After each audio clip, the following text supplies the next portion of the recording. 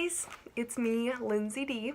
I am on video right now because I had to go home this weekend and share with my church about my mission trip I went on this break to Guatemala. So that's why I'm on video. But Sean asked me to talk with you guys about what I did this year, basically, because as many of you know, the housing situation is changing thanks to UW Eau Claire, so most of us won't be on campus, which means with InterVarsity, we're going to have to change what we're doing a little bit. So that applies to me because I live off campus currently, but I'm leading in Murray. So a lot of you will hopefully next year be doing what I did this year, and I'm not pretending I know everything because I clearly don't, but just some of the things I have experienced I want to share with you, and hopefully it's helpful as preparing you of what you might experience next year. And also, feel free to ask me questions, if you have concerns, coming into next year and being like, how do you do this? I'm not saying I know the answer, but I'd love to talk with you and brainstorm or at least calm some nerves that you might be having about how this is going to work. But first I want to preface, I'm a sophomore, so I never led a Bible study on campus, so this is all I've ever known. So I think it will be a bit different for those of you who have been leading Bible studies on campus for a while. It's going to be kind of a switch, so that's going to add a little extra to everything, but I just want to encourage you to stick with it and give it a go, even though it's different and change can be difficult, but I think it will be good. So first, NSO week, as you know, it's fun yet very exhausting, and I think that amplifies when you're living off campus and trying to do all the activities as normal on NSO week, just because you're not living there, so you're going back and forth because you gotta eat, you gotta sleep, all that good stuff. But yeah, I was on campus. I don't remember, I didn't log it down, but I was there a lot doing all the NSO events. I even helped hall raise in towers.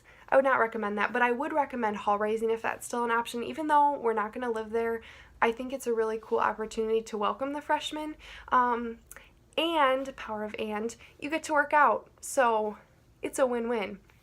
Anyway, so yeah, NSO week was exhausting, but it was also a really cool time to just talk with a lot of my girls that are now in my study. I knew some of them, because they were sophomores, so that was helpful that I knew people living in Murray, so we kind of had that base already. But yeah, just I knocked on so many doors and it was so uncomfortable, as I'm sure a lot of you did in your dorms, but it was weird to explain to girls why I was there but I didn't live there. I wasn't like, hi, I'm Lindsay, I don't live here, but it did come up and they're like, wait, why are you doing that? So that part's a bit weird, but then you just go with it and it's okay. But yeah, getting the Bible study started was a bit difficult because I was leading my own study, so it was kind of hard to navigate, how do I build relationships with these girls when I don't live with them? Do I do one-on-ones with them all the time? How do I build these relationships? And a lot of it came down to just a lot of trust, I guess, between us all, and just learning this is new. Also, I knew some of them, so they were just all super helpful.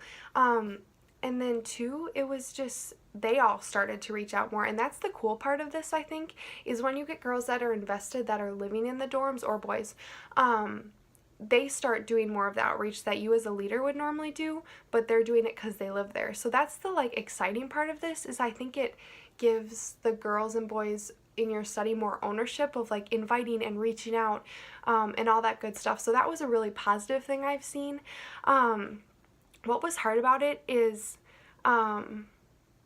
it's just hard to lead when you're not there. First off, I felt like a bad leader because I wasn't, you have a life, so, you have to be smart with how you allocate your time. I tried to go there, once a week just to hang out with the girls, and then another time to do the Bible study. And often works that I went before huddle and then hung out with the girls and then went to huddle, and then before Bible study, one of the girls actually saved her block meal for me and got me into the caf every week, so I was able to eat dinner with them. So that was a huge blessing. And that's the biggest thing with this, is God has provided so incredibly much with me doing this. One of my girls, Nicole, she from the get-go stepped up almost as an apprentice. She is my apprentice now, but just was super outgoing with inviting girls. She started sending out texts inviting people to dinner, just that charismatic attitude that was so helpful. So I really think that if you're invested in this, God is going to provide just like He provides when you're living on campus and wherever you are. So I would say that even though it got really hard at times and really exhausting, it was worth it because you're Bible study leaders, that's why you're here. But you get to invest in these people and you get to love them and they become your friends. Like, it's not like this hierarchical, like, I'm your leader, you're down here. Like, you do life with them even though you're not living with them, and that's been a really cool thing. So I just want to encourage you, if you're like hesitant about doing this, like, that's okay.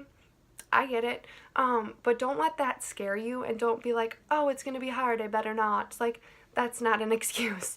So feel free to ask me questions and talk more with me about this. I know it's change, and a lot of us struggle with change, but I really think God is going to provide, and that whether it's through IV or just us evangelizing or whatever that looks like, God's name is going to be continued to be spread on campus, and that's something to be excited about. So thanks for listening to me ramble and talk. Ask me questions if you need, and go Blue Golds in Jesus.